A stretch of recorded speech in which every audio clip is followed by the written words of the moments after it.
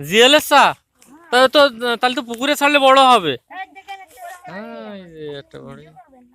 হ্যাঁ ভিডিও করে রেখে দে, তোমরা মাছ মারতেছো এখন। কত বড়, আরে বাবা বিশাল বড়। এগুলো পুকুরে ছাড়লে 1 বছরের ভিতরে বড় হয়ে যেত।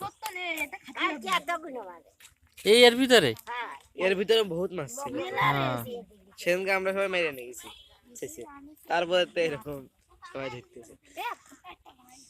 আমারও বাড়ি জায়গা রয়েছে এরকম। হ্যাঁ বিশাল বড় বড় হয়ে যেত 6 মাসের ভিতরে।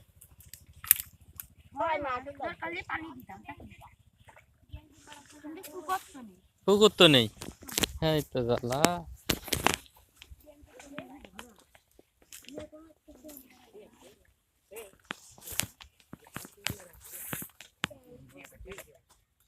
মারো মারো মারো মারো, দুই একটা ধরো। কই মাছ কই? ও তো পায়ে ফুটবে।